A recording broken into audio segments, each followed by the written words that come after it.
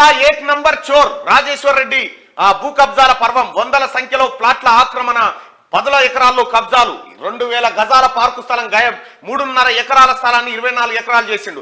సచ్చినోళ్ల పేరుతో రిజిస్ట్రేషన్, నీలిమా ఆసుపత్రి భాగవతం బజార్లోకి వంత పాడిన రెవెన్యూ పోలీసు యంత్రాంగం, 10 ఏళ్లుగా అధికార దుర్వినియోగం అంటూ ఇగో పల్లా రాజేశ్వర్ రెడ్డి అనురాగ్ యూనివర్సిటీ భాగవతం అంతా ఇగో ఇది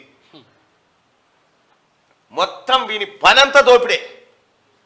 ఆయన ఓ పొలిటికల్ లీడర్, అంతకుమించి ఓ విద్యావేత్త, మొన్నటి వరకు పట్టభద్రుల ఎమ్మెల్సీ, తాజాగా ఆయన ఎమ్మెల్యే. ఇవన్నీ పైకి చెప్పుకునేందుకే, కానీ ఆయన నిజ స్వరూపం తెలిస్తే నోరు వెళ్ళబెట్టాల్సిందే.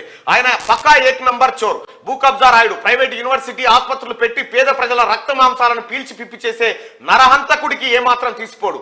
విద్యావేత్తగా, పొలిటికల్ లీడర్, పట్టభద్రుల ఎమ్మెల్సీగా పలువురికి ఆదర్శంగా నిలవాల్సిన వ్యక్తి బట్టేబాజ్గా తయారయ్యాడు. ఆయన మరెవరో కాదు, అనురాగ్ విద్యా సంస్థల అధినేత, బీఆర్ఎస్ నేత, జనగామ ఎమ్మెల్యే పల్లా రాజేశ్వర్ రెడ్డి. బీఆర్ఎస్ హయాంలో 10 ఏళ్ల పాటు పల్లా రాజేశ్వర్ రెడ్డి తన అధికారాన్ని అడ్డం పెట్టుకుని సాగించిన అరాచకం అంతా ఇంత కాదు.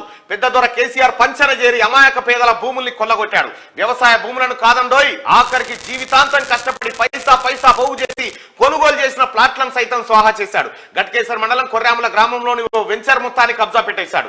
బాధితులకు ఎల్ఆర్ఎస్ దగ్గర నుంచి గ్రామ పంచాయతీ పర్మిషన్, ఇతరత్ర అనుమతులు అన్ని ఉన్నా పల్లా రాజేశ్వర్ రెడ్డి లేఅవుట్ వేయకముందే వ్యవసాయ భూమిగా ఉన్న సమయంలోనే తాను సదరు భూమిని కొనుగోలు చేశానంటూ రౌడీలను పెట్టి బెదిరింపులకు దిగాడు.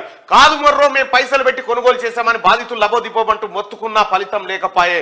పల్లా రాజేశ్వర్ రెడ్డి అక్రమాలు, భూదోపిడి అంతా శనార్థి తెలంగాణలోకి ఎక్కిస్తాం. పల్లా రాజేశ్వర్ రెడ్డి బాధితులు ఎవరెవరైతే ఉన్నారో చెరువును తాకట్టు పెట్టి 65 కోట్లు తెచ్చిండు. చెరువునే సోడిగా ఇంకా ఉన్నాయి, ఇవన్నీ వస్తా ఉన్నాయి. పల్లా రాజేశ్వర రెడ్డి బాధితులు ఎవరైనా ఉంటే క్యూ న్యూస్ సంప్రదించండి.